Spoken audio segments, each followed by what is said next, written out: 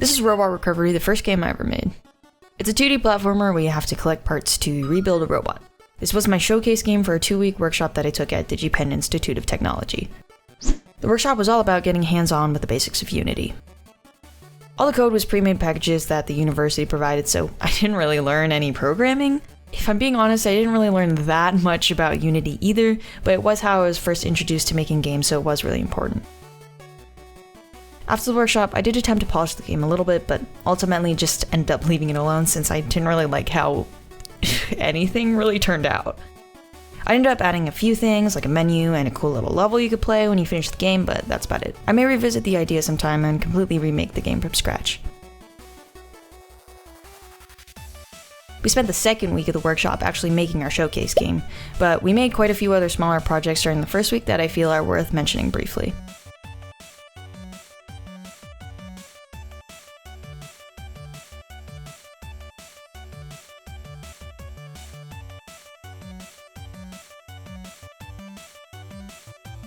There was a good period where I didn't really touch Unity or game dev, so this was the next project that I worked on several months later. It's a short pixel art side-scroller scene based off of The Last of Us Part 2. The first game is definitely one of my favorite games, so I figured it would be fun to make something inspired by it. It's not really much of a game. I mostly wanted to spend time figuring out more about Unity systems and trying my hand at some art. I'm actually super satisfied with how all the art turned out, and I made a whole set of animations for the entire movement set. There were even randomized attacks for all states of movement. I learned a little bit more about basic C# concepts, but I still didn't know much about Unity at this point. Oh my fucking god, what is this? I revisited the project a little later on and cleaned up a lot of the code and animations, but never really finished it, and I don't really plan to. It was a cool project, and I learned quite a bit. This was a small project I started in attempts to learn some very basic programming structures in 3D. The plan was to start with a, quote, super simple base game, and then continue to iterate on it, but it didn't really go anywhere because I wasn't really learning anything. I was more so just copying code from tutorials without really understanding it. This is actually several games, but I wanted to lump them in one section because they were all part of a tutorial course. These are all from the very popular GameDev.tv 2D Unity course. I modified these games to varying levels of customization, so I didn't really want to spend too much time highlighting these, but following this course really did help me have a much better understanding of Unity and C#. And now everyone laughs at me when I use serialized field instead of public. I did also complete the 3D course a little later on, but I mostly sped through it since I knew most of the concepts in it already, so there's not much to show for those. After learning a lot in the tutorial course, I participated in my first game jam ever. The jam was the Beginner Circles Jam number 3. The theme of the jam was A Different Planet, and this is the game me and my 3 teammates came up with. It's a 2D top-down shooter where you have to collect minerals to repair your satellite in order to travel to new planets. There was a lot of questionable code and conflicting art styles, but it was a really valuable learning experience, and my teammates were all amazing. I programmed, designed all the UI, with the exception of this, and also did some small art stuff. In the end, there were over 300 entries into the jam, and we weren't able to place any of the winning spots, but I'm still super proud of how this turned out, and it made for a great first jam experience.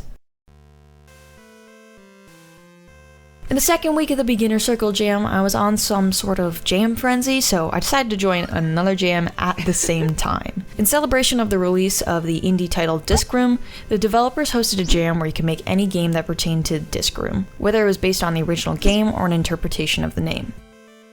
I came up with this cool idea around the theme of Disc Room, like hard drive space. I originally had thought of the game to be a shooter, a kind of bullet hell where you have to shoot a bunch of files in order to clear room for new ones.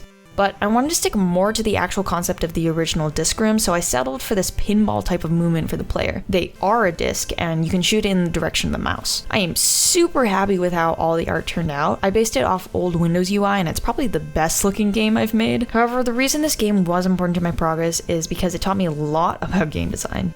The movement alongside the way the health worked, and just lots of other factors overall made the game not very fun to play. Although I'm not really satisfied with the gameplay, I'm actually surprisingly happy with how it turned out in the end. I did originally plan to overhaul the gameplay design, but I ultimately decided that it was a learning experience and I don't need to perfect it.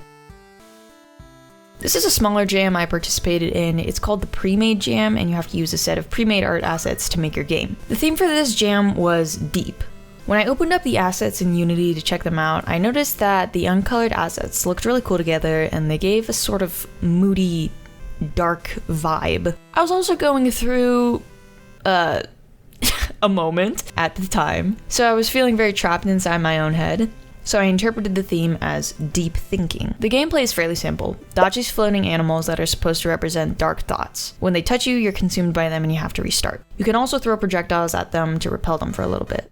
There weren't very many submissions to the jam, and I was able to get first place. I really like how the game turned out in the end, and it came out super atmospheric like I wanted. The lighting was super helpful for getting that tone, but goddamn was rendering the pipeline to WebGL a pain in my ass. Water Switch was my entry to the 8-Bits to Infinity Physics Jam. Your game had to have physics as a game mechanic and the optional theme of Switch. Water Switch is a puzzle platformer where you have to guide this panda by switching water on and off to navigate the environment. Fun fact, the panda's name is Joshua. What's his name? Doesn't have a name. Oh, You want a name then? this is a lot of pressure. Joshua. Joshua? Yes.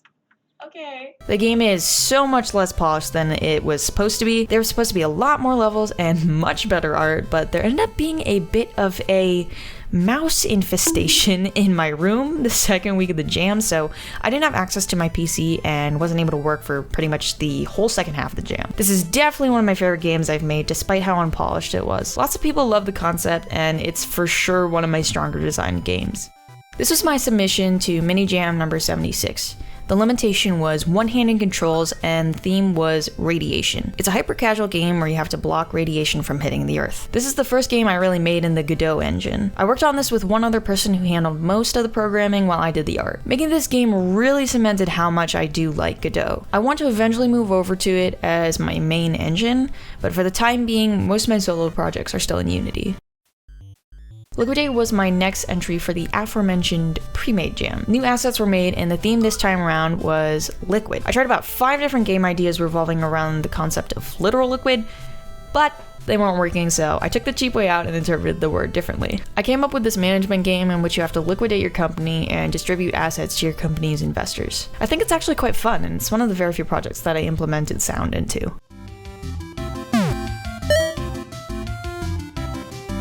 This is one of my most recent projects that is still in the early stages, but I wanted to mention it. It's going to be a fast-paced first-person shooter where you throw shurikens. I wanted to try out the PS1 graphic style, and I really like how it's turned out so far. This is the first major solo project I've made in 3D, so I've been learning a lot about raycast and rigid bodies and other assorted 3D nonsense. I don't know if I'm going to finish this project. I have a tendency to not finish games that I make outside of jams, but I really hope I do finish this one because I really like the idea. This is Snake Pong. It's Snake, but with 2 heads. The snake bounces back in the opposite direction after collecting a fruit, hence the Pong in the name. I actually got the idea for the game during the Game Maker's Toolkit jam for this year. I never participated in the actual jam, but the theme inspired the idea. This game was made entirely in Python using the Pygame module. This is the first game I've made without an engine, and I actually really liked making it. I'm currently in the process of polishing and also trying to figure out how to make it run as an executable. I definitely won't be doing any large-scale projects with Python, but I think I'm going to continue trying out things in Pygame.